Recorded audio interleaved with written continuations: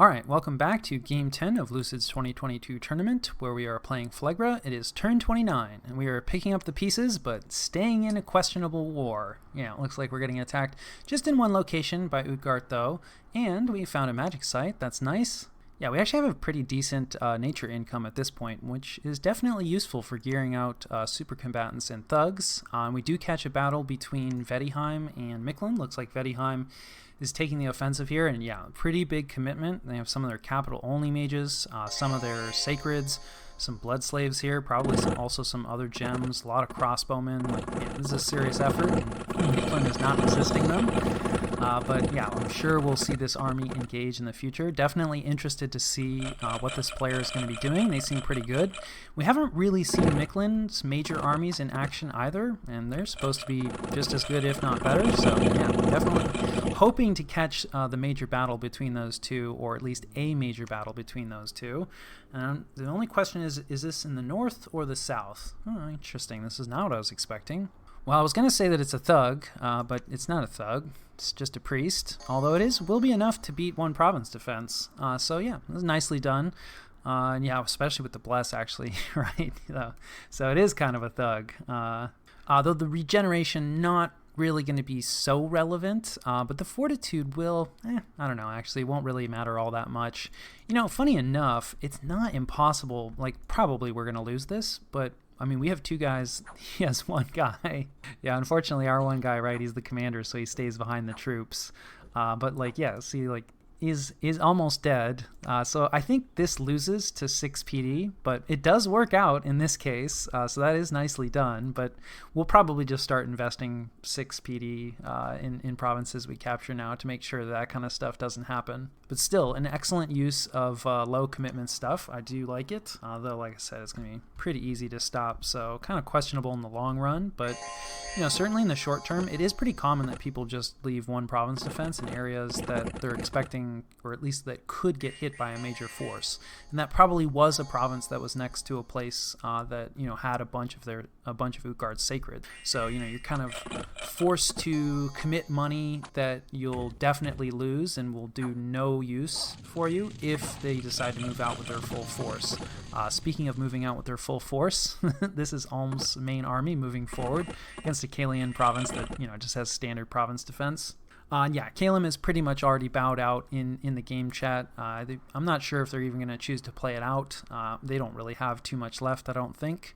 So I think it would be totally acceptable if they went AI at this point. And then let's see, we have a Vedheim crossbowman raid. I've run some crossbowman raids before. Yeah, just some villains here. Although we were going after a province with villains, so this could be kind of unfortunate. Although yeah, I'm sure there's plenty of misfortune scales running around out there, so it might not be the only province with villains in them, but it looks like it was that province. So yeah, we do bump with them. You know, we only sent in 6 Mouflon. I don't think we win this. I don't know. It's not impossible. We don't love crossbowmen. But at the same time, like, Vedi crossbowmen in melee are, yeah, not great. So I'm pretty sure I mentioned to Vedheim, like, I don't think I specifically told them this turn that I would be attacking this province, but I did mention that after I took the province just to the south of this, I would be moving north to recapture, you know, what Utgard had taken.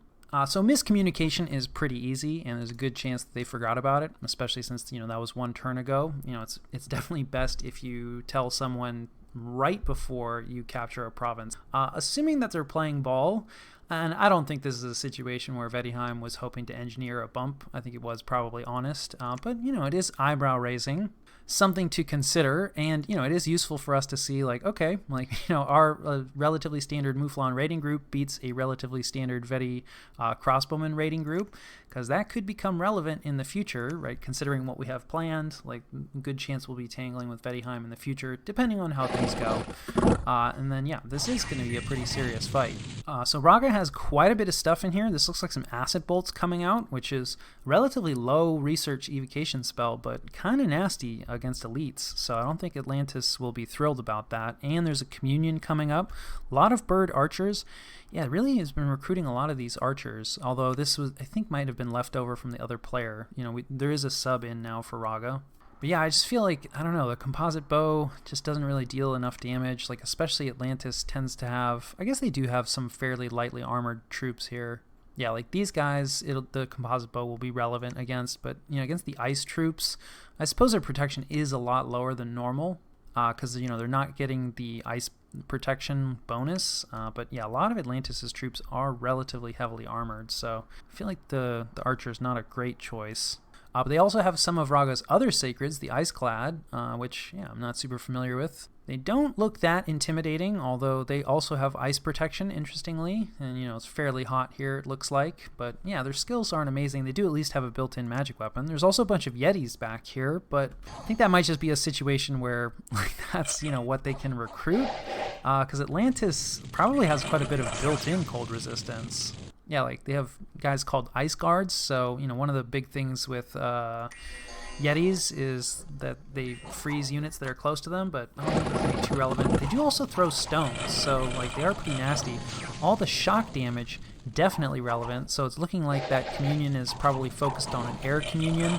Yeah, what are those? Some sulfur hazes coming out.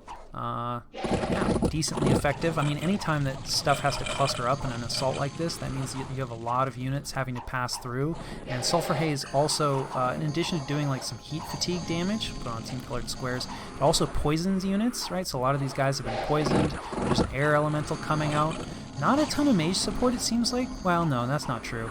Atlantis definitely has some mage support on their side. But it looks like they were just focused on like some point buffing here, which with this many troops, this is only hits one square, right? And I think it's like 20 fatigue. So, I mean, you can do the math, but it's not going to be enough squares, even with this number of mages. And, you know, it's probably not going to be irrelevant. Yeah, I was going to say, I figured maybe the guys in front were the ones that got hit by quickness, but no, these are just some guys who happen to make it out front, which is unfortunate for them because now those are the ones getting hit, you know, by the evocations, by the thunder strikes. And I don't think this is going to work out for Atlantis. You know, I have to say, when I first looked at it, it's like, okay, yeah, probably going to do the trick. It looks like Ragha set most of their units on guard commander. I mean, other than the archers. The archers will stay back, but like the rest of their sacreds are, you know, staying back, which I absolutely think is the right move in this situation. It would be nice, you know, if they could block the gap a little more effectively. But, you know, considering that they're relying on, you know, a bunch of evocations, it is nice that, like, their units kind of sit back. And it looks like at least some of Atlantis' units, yeah, went for the walls instead. Definitely want, I think, mostly attack rear in assault situations. Yeah, now the archers are out of ammo, which is actually kind of good in this case, probably. I don't know, hard to say. You're definitely going to lose some archers, but you're also way more likely to deal damage to the Atlanteans when they're retreating with their lowered skills, right? Normally the archers probably aren't going to do that well in melee against them, and this is definitely going to increase Atlantis' losses. So yeah, this is a painful loss. Kind of unfortunate for us, because we are hoping, you know, that Atlantis is going to be able to focus on Utgard pretty soon. And, you know, with a loss like this, it's going to be a little bit longer, definitely. And there is some concern that Ragha comes out swinging. You know, now how much they're going to be able to retake. You know, they kind of have to choose between defending their capital and then sending this out to really cause someone some problems. So is it likely to come our way? Probably not, but it's not impossible that some bird raiding groups, you know, end up in our territory, Ragha's former territory that we snagged, which is only one province worth, but, you know, it still might get hit by some birds. So yeah, that is unfortunate for us and for Atlantis. Mage-wise, at least, it's not too bad. You know, they lose 3 mages, but they, you know, brought 10, so that's not terrible. Actually, they brought a few more, so they lose 4 mages. But again, the majority of their mages survive. Unfortunately, they do lose 54 of their sacreds out of 75. That's pretty rough. These Ice Guard also are probably, yeah, somewhat expensive, somewhat difficult to bring in. So, like, these are more elite troops. Losing 116 of them seems really rough. In the good news department, they did eliminate a lot of Ragha's units. Although, yeah, a lot of the Iceclads, Ragha's sacreds, not the Ziedans, but the Kali. I mean, I guess they are Ziedans. Not the Ziedans that people are usually talking about, but anyway, 40 of them are still left, so that's significant. And probably most significant, I mean, we can see that it was mostly the air communion. I mean, Thunderstrike is no joke. People talk about how evocations suck, but if you're going to cast evocations, casting Thunderstrike is usually the way to go if you can pull it off. Most of them are still alive. One of them did die. But they can definitely drop a lot of Thunderstrikes again. Now they're going to have a lot less of a front line, to give them the time to drop those Thunderstrikes. But still, I would say that this is a significant force that's left inside of Ragha, and it's going to be still somewhat painful and difficult to dig them out of that fort. And then, of course, we have a ton of unexpected events. Why do we get a bunch of events? We also took some turmoil, because I have to say, this is, quite a few events, and I don't think I've actually gone, like, turmoil misfortune yet, and it's not a combination that I recommend. So anyway, there's some locusts, we lose some gold, let's see, okay, people are disappearing, sure, we lose some province income, barbarians, of course, that's a lot of population to lose, that's a bit sad. Hey, some populations show up, that's kind of nice. This is, this province that's really messed up, so it's kind of like, it's nice, but not super relevant. The yellow mold, of course, you never get rid of it. And then we burn some fairy court, we get some death scales, but on the balance, it's not terrible. We get an air gem out of it, so that's all right. Children disappearing at night, hardly even relevant.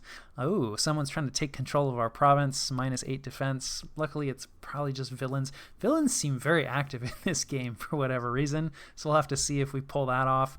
Ooh, losing 20 income, that's pretty rough. This is a good amount of rough events. And so we're getting attacked probably by barbarians, and then also most likely by villains. So here's the barbarians, but although this is a province that we have a bunch of PD in for whatever reason.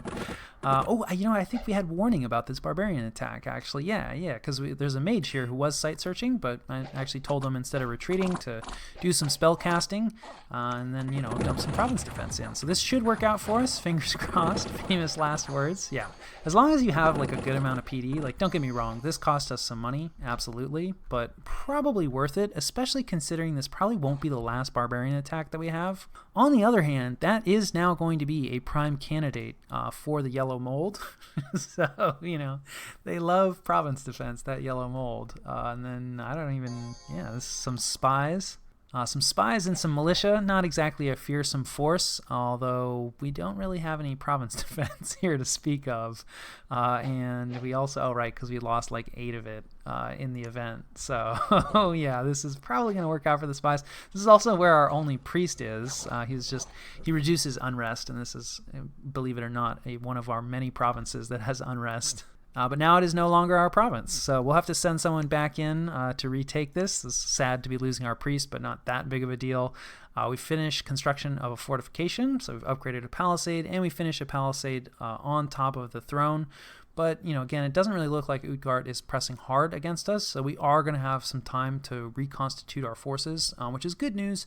We will probably wait for Alteration 6 before moving out, so we can make our bugs lucky and give ourselves the best chance of actually having a good battle. So I'll catch you guys after the jump. All right, this is the situation and what we're doing about it. Having seen Atlantis take that huge loss, perhaps Atlantis would have been the better target. It's hard to say. The underwater forts, of course, would have been a long-standing problem, and who knows where the game would have gone. But I may have been overvaluing how bad it would be to have an underwater power raiding you for a while. And Atlantis is pretty large, and we do share a nice border. But anyway, that has not come to pass. What we're up to instead is we're just pinging in the south here because we're planning on moving out next turn. Our research is going to hit Alteration 6 just barely this turn, so that's what we're waiting for. And this is primarily for battle fortune on our bugs, which actually in the south here we may not have. We do have some people, right? The throne mages, very useful, though very expensive. Money is starting to become a bit more of a problem for us. And then in the north, I think, we have one of our cap-onlys who's randomed into additional astral. Perhaps a bit questionable to be risking him in battle, although now that we have pretty solid astral access from 2 different thrones, that's much less of a concern. So once we have battle fortune and our bugs, then we'll start moving out both in the north and the south. So we're going to try to threaten this fort here, and then probably with our other army we'll threaten the capital, but we not really aiming to take it. So I think probably our movement will either be into this waste or this province, and then we'll clean out these two neutral provinces, and then we'll backtrack here and aim to take this palisade. And if we are able to take and hold on to that territory, both in the north and the south, that will put us in a pretty good position, right, to push against Xibalba when the time for that comes. If the time for that comes, Vedheim actually sent me a screenshot of just, I think, half the losses. No, actually, I think it was full losses for one of the battles that they had with Mictlan. And I mean, definitely there's at least like 80, 82, 83 fewer Jaguar warriors in this world than before. And they didn't really spend too much in the way of troops, a little bit of gem expenditure, they said, but it looked like a pretty crushing victory. Now, I mean, we don't know what kind of reserves Mictlan has. I'm sure they have some stuff, and I think the war is long from over. But, I was thinking that, like, Mictlan might be able to make good progress against Vedheim, especially since they're fighting on two fronts, although we don't know how invested they are against Utgard, although it does sound like, just from, a few remarks that Vedheim made, that Utgard is probably pushing on Xibalba again, because Vedheim mentioned that they're going to have to kill a load of Gam herdings soon. So yeah, I was just thinking, like, with pressure from two different nations, that they might be in trouble, but it's not really looking that way, at least not for the moment. So perhaps we're helping to create a monster. We'll see. And like maybe we won't ever be able to wrest Xibalba away from Vedheim. But for the moment, we are committed to this war against Utgard. And like I said, if we are able to carve out like this sort of chunk up in the north, and then just a few provinces, really just this fort. I mean maybe this farmland too would be nice. That would probably be like an ideal result for us for the war. Of course, with Atlantis taking that huge loss, I expect Utgard to press into Atlantis pretty hard, and that's definitely in the bad news department. I mean, I guess if Utgard's forces are focused on Atlantis, then we might be able to make some gains. But if we're threatening Utgard's capital, then we're going to force them to keep their troops back, and that may cause them to commit more heavily against us, even if they would prefer some easy victories against Atlantis. We also don't know what kind of reserves Atlantis has. They're relatively large as well, so I'm sure that's not their only army. It's a pretty serious loss, but I mean they're a long way from out. And while in terms of the situation with Utgard, it's probably a bad thing that Atlantis took that loss, it might work out in our favor in other ways, because I mentioned that it's like, well, we don't really have to worry about Ulm because we share like such a small border and their army is really far away from us. But of course it's a wrap map, so once you get really far away, you get close again. And so, this army is on the move. Its obvious target is this fort from Calum.